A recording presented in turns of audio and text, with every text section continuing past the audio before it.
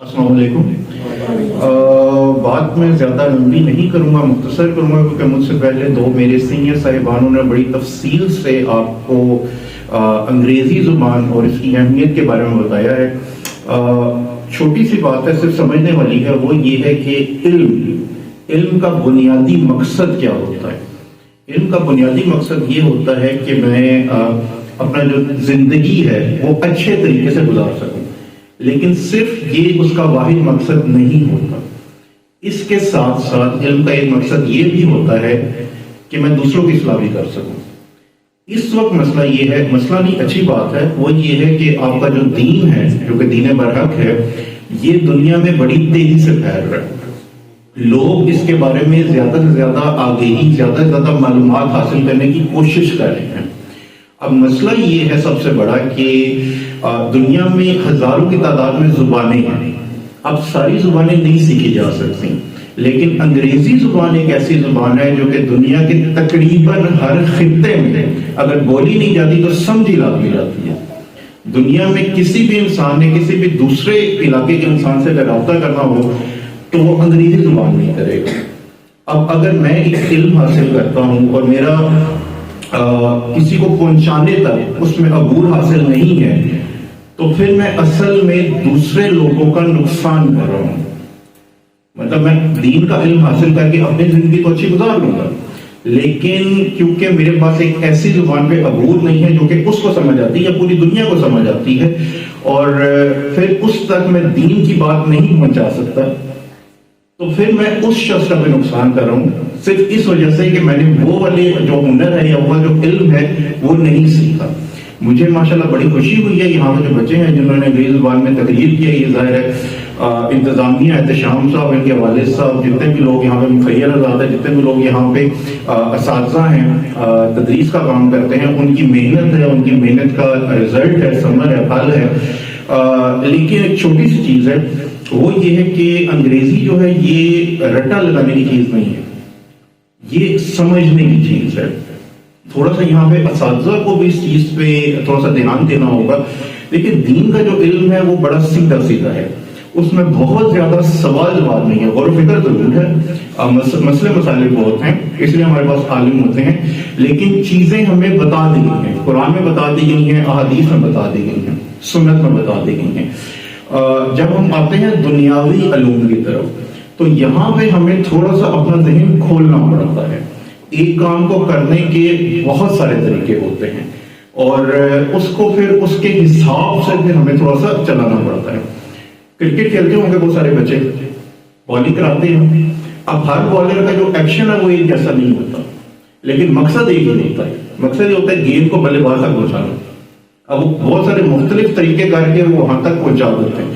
تو انگریزی اور جو کمپیوٹر ہے، ان کو سیکھنا اور ان پہ عمل کرنا، یہ بھی تھوڑا سا اسی طریقے سے، جیسے روڈ ہے نا، روڈ میں کبھی آپ ایک لائن میں جائیں گے، کبھی دوسرے میں جائیں گے، کبھی تیسرے میں جائیں گے، وقت کے حساب سے، ترتیب کے حساب سے، حالات کے حساب سے۔ تو یہ جو دنیاوی علوم ہوتے ہیں، ان کا جو استعمال ہوتا ہے وہ بھی وقت کے ساتھ ساتھ بدلتا رہتا ہے، لیکن بنیاد ہمیشہ ایک جیسی رہتی ہے، بنیاد کبھی نہیں بدل سکتی۔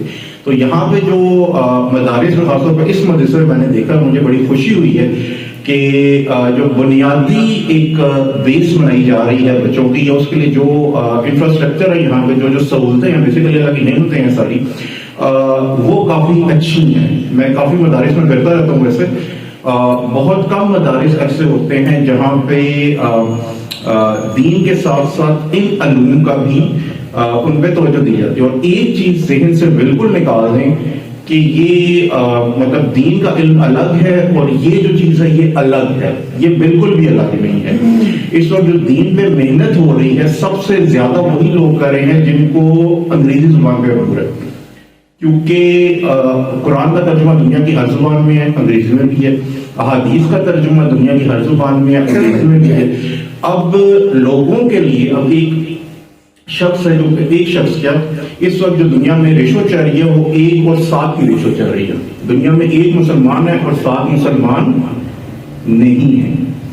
1 ارب یعنی کہ 100 کروڑ لوگ مسلمان ہیں، 700 کروڑ یعنی کہ 7 ارب لوگ مسلمان نہیں ہیں۔ اب ان تک دین پہنچانے کی ذمہ داری کس کی ہے؟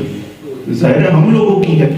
اب اور ایک اور چیز یہ بھی ہے کہ وہ لوگ دین کو سیکھنا چاہتے ہیں, وہ لوگ ہم سے رابطہ بھی کرتے ہیں, وہ لوگ جن کو اسلام کی نالج ہے, اسلام کا علم ہے, ان تک پہنچ بھی جاتے ہیں.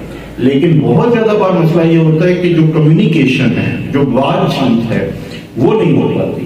وہ اس لیے نہیں ہو پاتی کیونکہ جو عالم دین ہے اس کو زبان نہیں آتی, انگریزی زبان نہیں آتی, اس کو کمپیوٹر کی نالج نہیں ہے. اس وقت رابطہ تو کمپیوٹر کے ذریعے ہی ہے نا.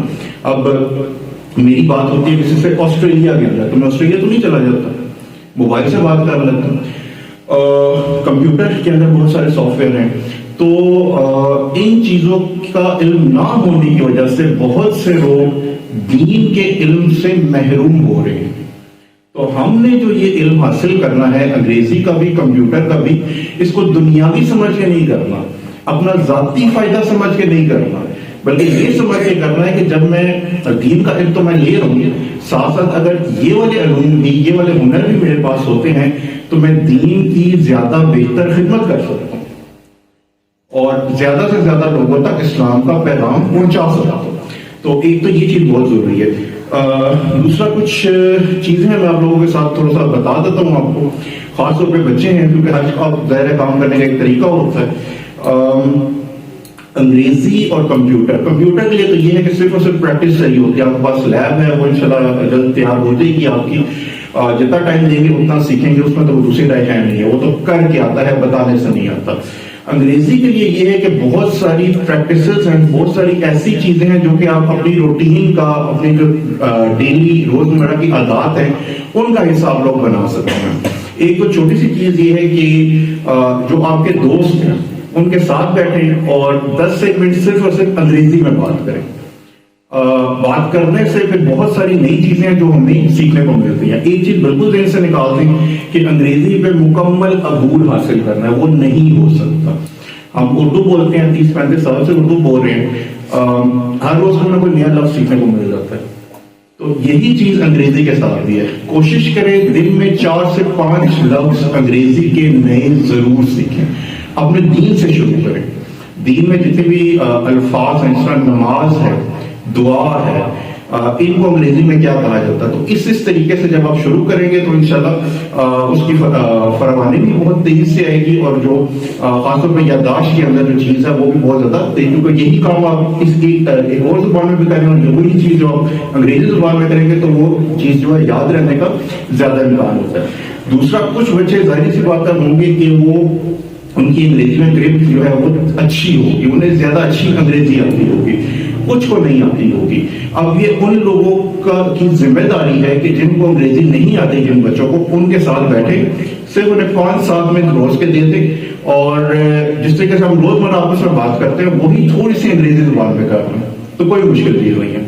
اساتذہ سے بھی تھوڑی سی یہ ریکویسٹ ہے کہ بچوں کو تھوڑا سا مطلب جو آپ کی ریگولر روٹین ہے اس میں 10 منٹ یا 15 منٹ بڑھا کے انہیں ایکٹیویٹیز میں کچھ ڈیوائڈ کر دیں, اور کوشش کریں کہ اگر ایج وائز ایکٹیویٹیز میں کریں تو وہ شاید زیادہ بہتر ہوگا.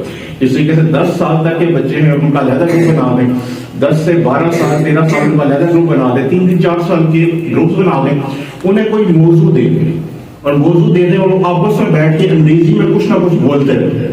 تو اس طریقے سے بھی بہت زیادہ بہتر. اپنے نام سے شروع کرا دیں, مطلب ہر بچہ ہے اپنا نام بتائے, علاقے کا نام بتائے, پھر آہستہ آہستہ انہیں لے جائے علاقے کی تفصیل بتائے, اپنے فیملی کی کچھ تفصیل بتائے, پھر اس کو تھوڑا سا بڑھاتا رہے. تو یہ ایک ایسی چیز ہے جو بیسیکلی روزمرہ ایکٹیویٹی, اس کو ڈیلی روٹین کا حصہ بنایا جائے گا. یہ صرف ایک کورس کی حد تک یا ایک وقت کی حد تک نہیں رہ سکتے, اگر کریں گے تو بھول جائیں گے. ایک روٹین جیسے کہ ہم کوئی بھی اردو زبان ہے, پشتو زبان ہے, عربی زبان ہے, ہم ریگولر بولتے ہیں تو ہماری اس میں جو گرفت ہے, جو ہماری کمانڈ ہے وہ اچھی رہتی ہے. تو انگریزی کے ساتھ بھی یہی ہے, اور مشکل بالکل بھی نہیں ہے. کچھ چیزیں ہمیں تھوڑی سی ذہن سے نکالنی پڑیں گی, مشکل نہیں ہے, مکمل عبور نہیں ہو سکتا. ڈیلی بیسس پہ ہر روز ہمارے اندر کچھ نہ کچھ بہتری آنی چاہیے, کچھ نہ کچھ امپروومنٹ آنی چاہیے. اور خاص طور پر کمپیوٹر کے حوالے سے بھی ہے, اور پریکٹس جو ہے کمپیوٹر کے لیے بھی اور زبان کے لیے بھی प्रैक्टिस बहुत ज्यादा इंपॉर्टेंट है। जितना ज्यादा टाइम आप प्रैक्टिस को दे सकेंगे, कल को आपको उतना ही ज्यादा फायदा होगा। और आखिर में अगेन वही बात है सबसे पहले वाली, कि इसको ये समझ के नहीं करना कि इसमें मेरा कोई फायदा है या मेरा कोई नुकसान है, नहीं। ये मैंने इसलिए करना है ताकि जिन लोगों को दीन की समझ नहीं है और दीन को समझना चाह रहे हैं, मैं कल को उनकी भी खिदमत कर सकूं। जज़ाकल्लाह।